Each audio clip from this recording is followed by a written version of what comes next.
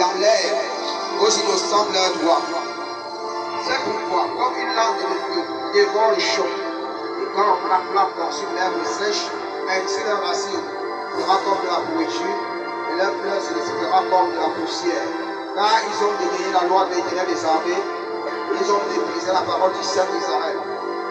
C'est pourquoi la colère de l'Éternel s'enflamme comme son peuple, étend la main sur lui, et le frappe, les montagnes s'écrasent, les cadavres sont comme des palmiers au milieu des rues.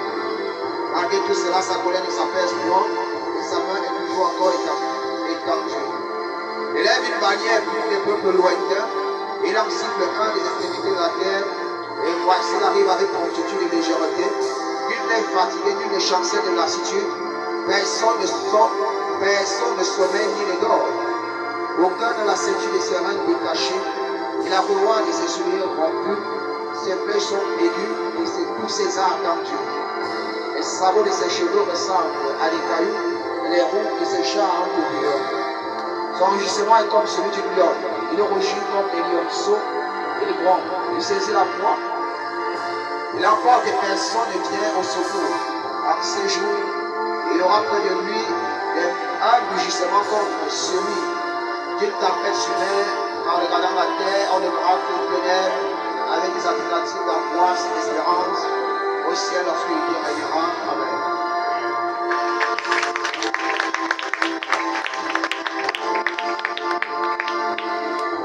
Donc, frère, si tu peux t'asseoir pour un moment, tu peux rester debout, tu restes debout.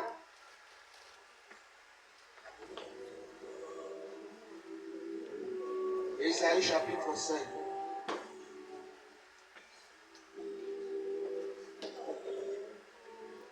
Nous rappelle Jésus-Christ lorsqu'il nous demande en ce jour-ci de méditer Ésaïe chapitre 5.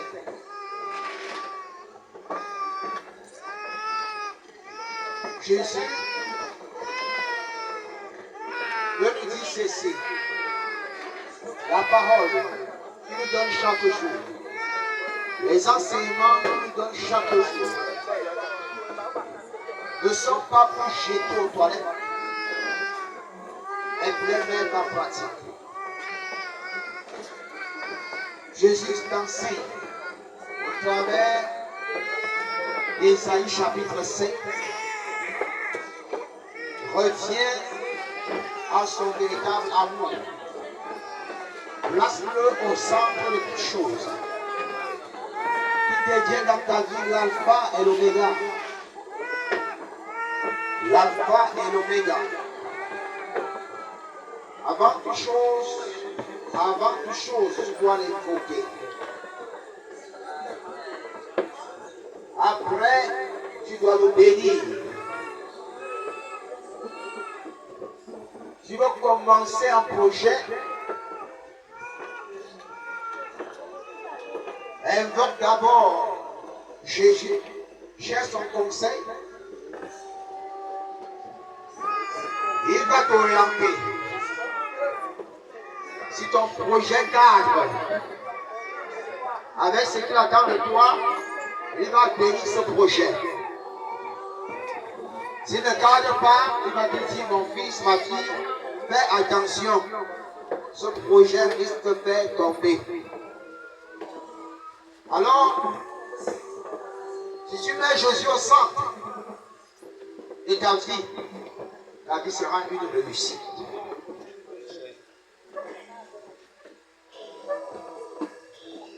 L'interrogation que je suppose ici, nous amenons à lire le livre d'Ésaïe chapitre 5, nous amène à revérifier comment nous vivons avec lui. Comment il peut dire, il a pris le temps d'enseigner son peuple. Malheureusement, ce qu'il attendait de son peuple, il ne l'a pas fait. La question que tu dois te poser aujourd'hui, essaie de savoir qu'est-ce que Jésus m'a enseigné